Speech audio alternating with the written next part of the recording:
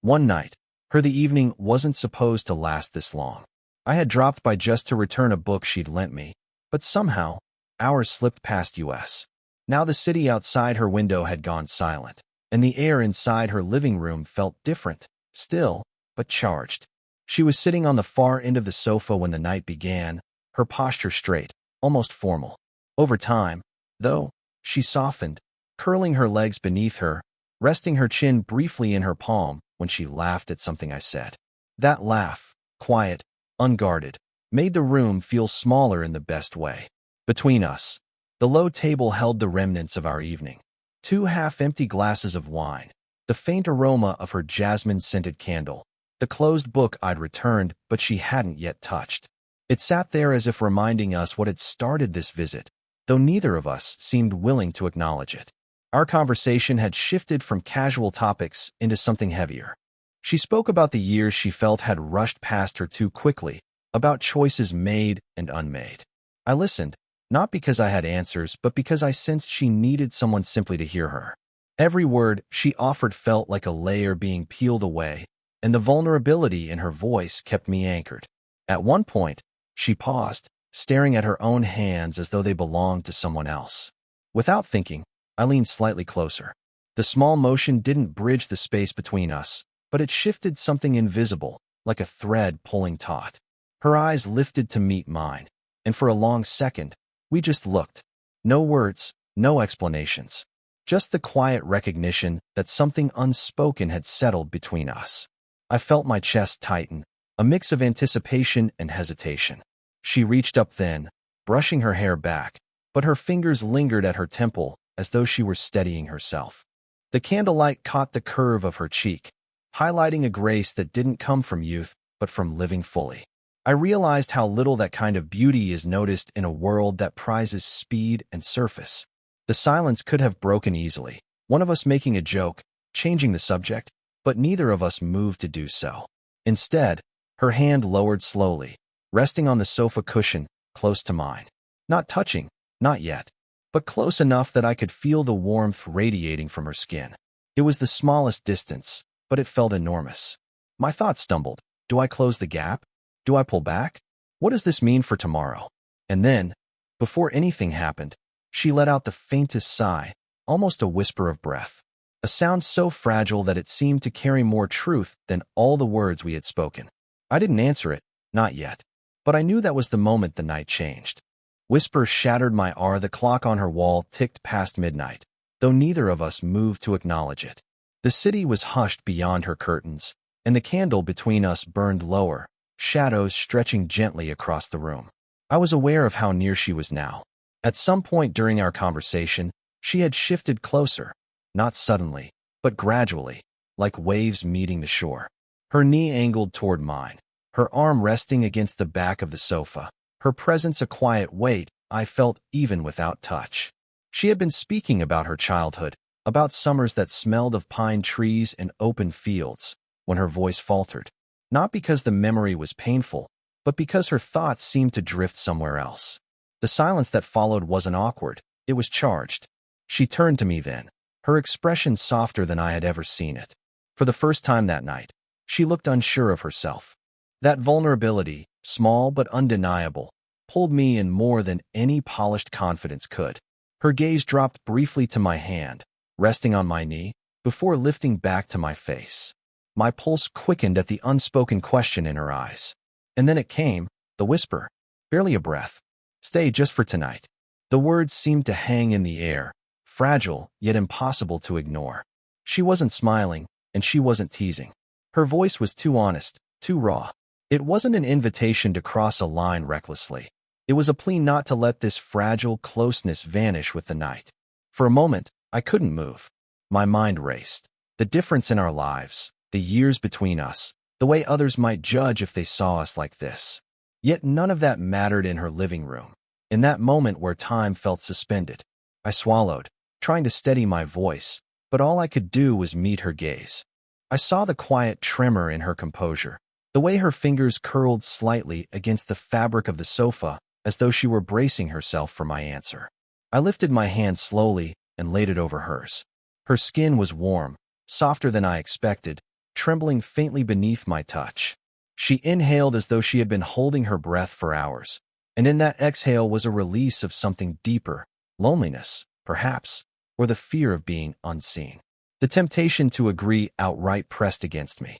To stay, to surrender to the closeness we both craved. Yet the weight of it made me hesitate. I wanted to protect her, not just share the fleeting comfort of the night. "I hear you," I whispered, my voice unsteady. "And I want to more than you know." Her eyes shimmered in the candlelight, a trace of relief mingling with disappointment. Instead of pressing me, she leaned forward and brushed her lips gently against my cheek. It wasn't a demand, it was gratitude, and a goodbye wrapped in tenderness. The whisper lingered in my chest long after. And though I didn't stay, I carried the truth of that moment with me, knowing I almost did. Isolve, and when I finally stood to leave, the silence in the room deepened. Not heavy, not cold, just stretched thin, as if the walls themselves wanted to hold on to the moment.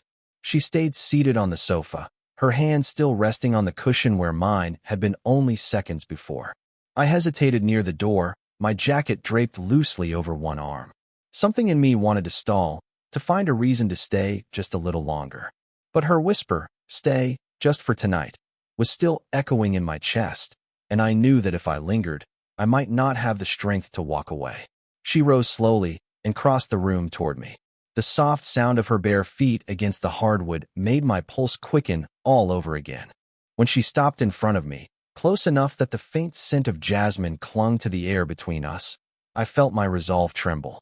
Her eyes searched mine, not with desperation but with a quiet acceptance.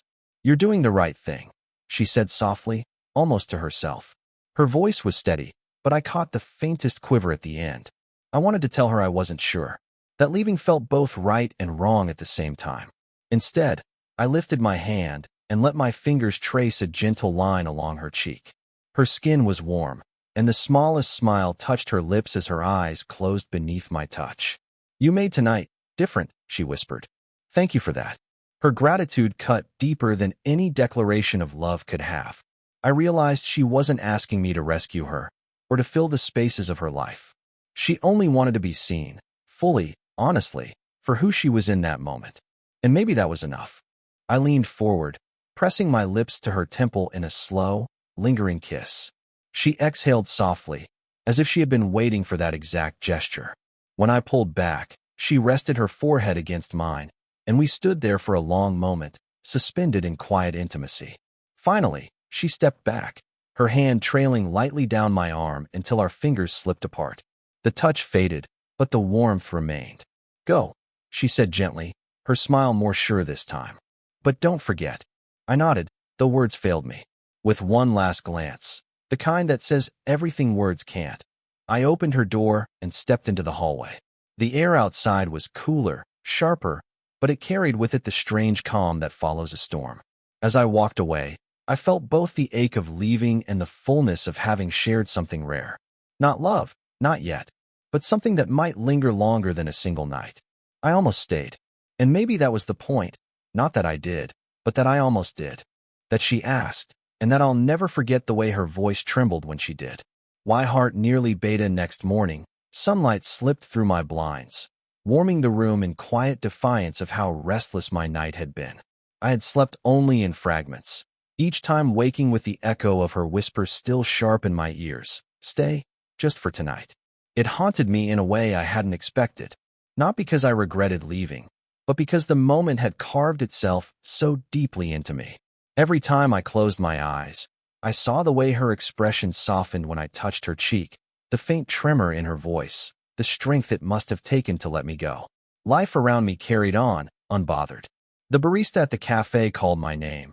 Cars passed on the street. My phone buzzed with messages that suddenly felt trivial. Yet beneath the rhythm of the ordinary, her presence lingered like a quiet undertone in a piece of music, subtle, but impossible to ignore. I found myself replaying small details. The curve of her hand when it rested close to mine, the way the candlelight painted her face in gold, the silence that had spoken more clearly than words. It struck me that intimacy isn't always about permanence. Sometimes it's about seeing someone fully, even if only for a single night, and letting that glimpse change you. Later that week, I caught sight of her across the street. She was carrying groceries, her pace unhurried, her expression calm. For a moment, I considered calling out, but something stopped me.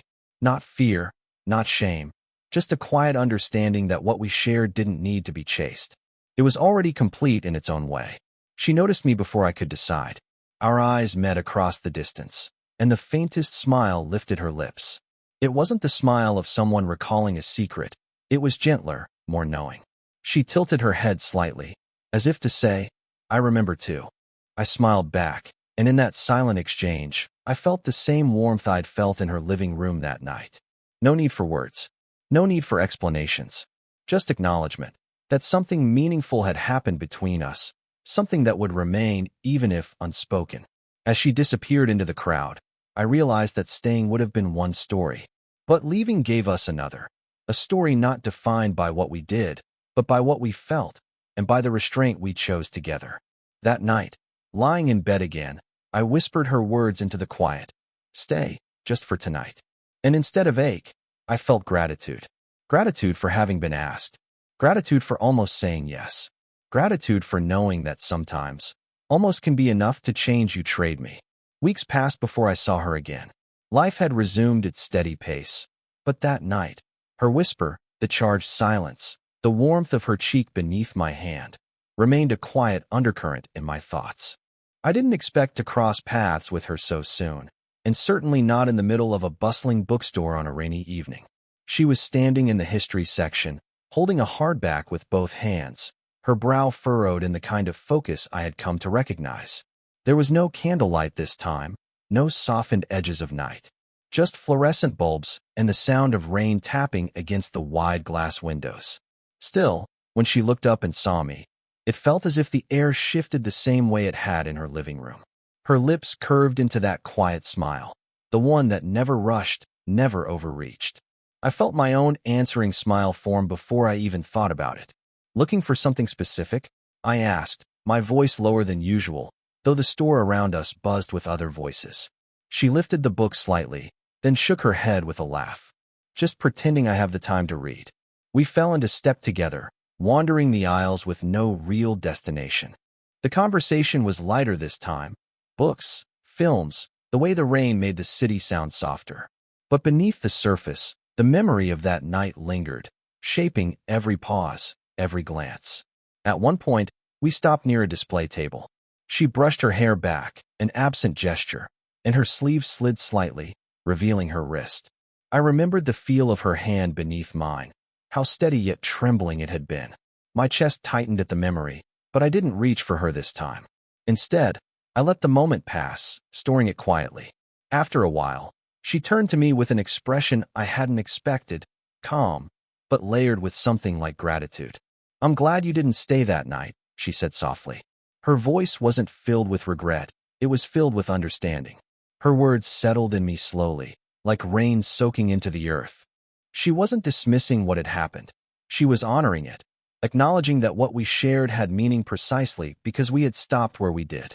I almost did, I admitted, my throat tightening. "I know," she replied, her eyes steady on mine. "And that's why it mattered." We stood in the middle of the bookstore, surrounded by strangers and the quiet rustle of turning pages. And though nothing dramatic happened, no whispered invitations, no lingering touches, I felt closer to her in that moment than I had that entire night. When we parted, it wasn't with ache, but with peace. Some connections don't need resolution. They just need to be remembered. And I knew I would remember. Always, it was a Sunday afternoon when I saw her again. This time not in a bookstore or on a crowded street, but in the stillness of a cafe tucked away on a side street I rarely visited. I had ducked inside to escape the chill of early autumn, expecting nothing more than a quick cup of coffee. And there she was, seated by the window, sunlight spilling across her table like an uninvited guest. She didn't notice me at first. She was writing in a small leather notebook, pausing every so often to sip her tea. The sight of her, absorbed, serene, framed by the glow of fading sunlight, stirred something familiar in me, the echo of that night. I hesitated before approaching. Part of me wondered if I should leave her undisturbed, preserve the memory as it was. But then she looked up, and her eyes caught mine with that same quiet intensity that had once unraveled me.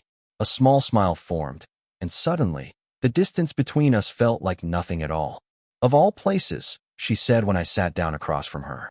Her tone carried warmth, as though she had half expected fate to throw us together again. We talked easily at first, the weather, the season, the way time seemed to move faster lately. But gradually, our words leaned closer to the heart of things. She closed her notebook, folded her hands over it, and asked softly, "Do you ever think about that night?" Her question didn't surprise me, but the sincerity in her voice did. I nodded slowly, more than I probably should. She studied me for a long moment, as though measuring my honesty. Then she sighed, not in regret, but in reflection. "It wasn't about staying or leaving. It was about being seen. You gave me that." Her words hit deeper than I expected. I realized that, for her, my presence had been less about the choice I almost made and more about the silence I had shared with her, the way I had listened when her guard was down.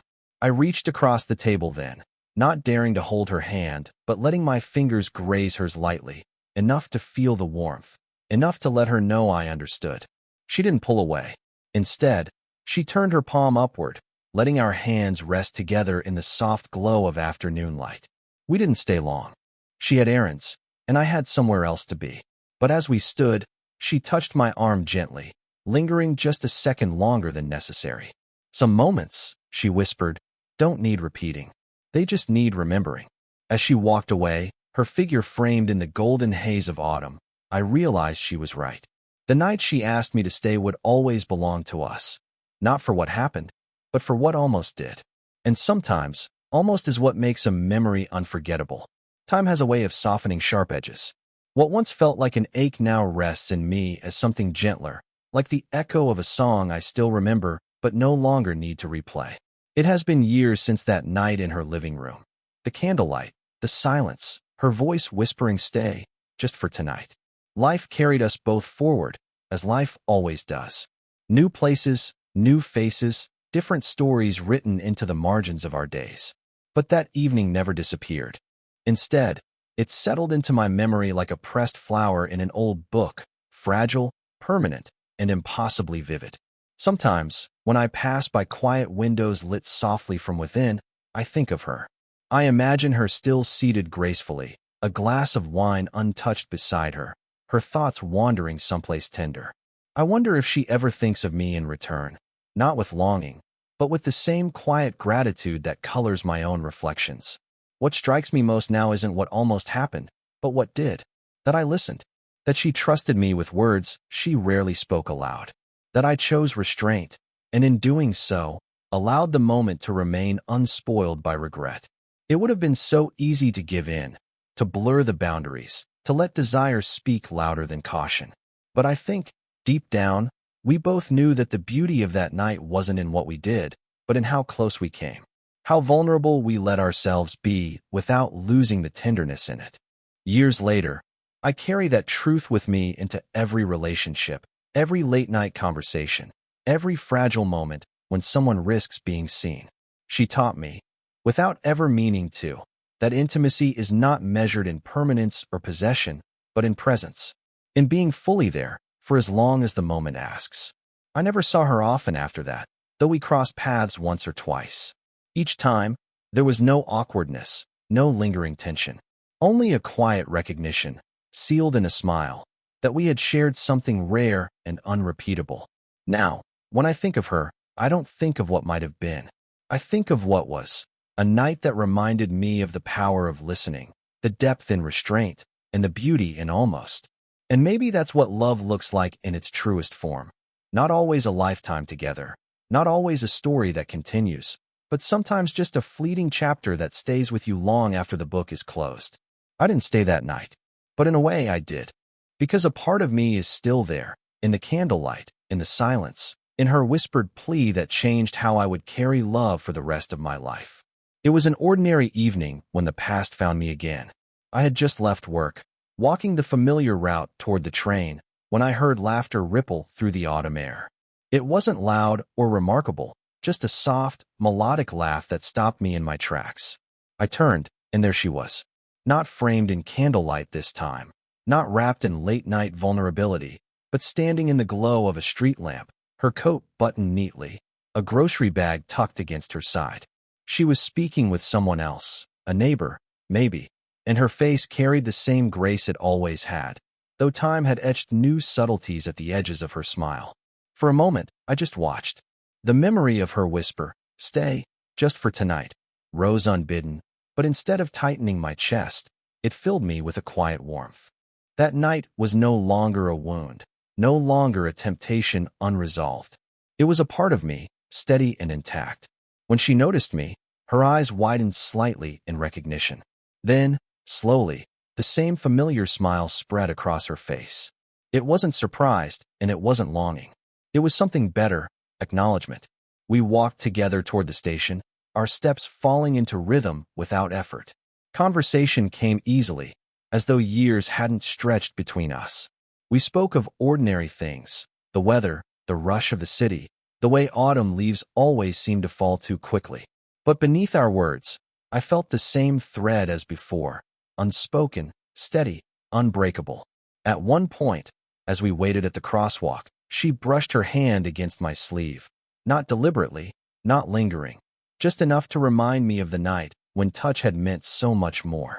I glanced at her, and she met my eyes with a look that carried the entire history between us. "I still remember," she said softly, almost lost beneath the hum of traffic. I didn't need to ask what she meant. I nodded, a smile tugging at the corner of my mouth. "Me too." We reached the station, and this time, there was no plea for me to stay, no hesitation in parting. She turned to me, her hand briefly finding mine in a squeeze that was tender and sure. "Take care," she said simply. And then she was gone, swallowed into the crowd of commuters, leaving me standing at the edge of the platform with a heart both heavy and light. It struck me then that some connections aren't meant to fade. They don't demand permanence, and they don't wither with distance or time. They endure quietly, waiting for moments like this, small reminders that what once was will always matter, even if it isn't everything. As the train pulled in, I felt it again. The warmth of her voice, the softness of her hand, and the way a single night could shape the rest of a life. Looking back now, I understand something I didn't in the moment. Love isn't always about possession or permanence, or even naming it. Sometimes it's about presence, being fully there with someone when they need you, even if only for a single night. That night in her living room taught me more about connection than any relationship I had before or since. She didn't ask me for promises or for a future we couldn't guarantee. All she asked was that I see her, truly, without judgment, without distraction. And in seeing her, I began to see myself more clearly too. It would have been so easy to stay, to let desire eclipse hesitation, to follow the gravity of her closeness. But I've come to realize that saying no that night was its own kind of love. It was choosing respect over impulse, choosing to protect what was fragile instead of risking it for something fleeting. There's a quiet strength in restraint, though it rarely feels like strength in the moment. At the time, it felt like loss, like walking away from something rare and beautiful. But now, with years between us, I see that leaving preserved the beauty rather than breaking it. It allowed that night to live untarnished, untouched by regret. When I think of her now, I don't imagine what might have been. I remember the curve of her smile in candlelight, the softness in her voice when she whispered stay, the way her hand trembled beneath mine. Those memories are enough. More than enough.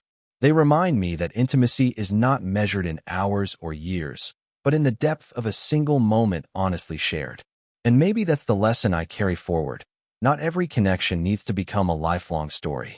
Some exist to teach us, to remind us of what matters, to change the way we show up in all the relationships that follow. She taught me that affection doesn't need to be loud or absolute. Sometimes it's found in the brush of a hand, in a shared silence, in the ache of almost. Sometimes love is not about staying. It's about honoring the moment, then letting go. Do I ever wish I had stayed? Of course. Part of me always will. But I've learned that wishing doesn't erase the value of what actually happened. In fact, it makes it sharper, more precious. Because the truth is, I did stay with her in that moment. Not forever, not physically, but I stayed in the way that matters most. Present, attentive, open. And that is the kind of staying that leaves its mark long after the night ends. So, when I think of her now, I don't feel regret. I feel gratitude. Gratitude for what was and for what wasn't. Gratitude for the reminder that almost can be as powerful as forever. And maybe, just maybe, that's enough. J.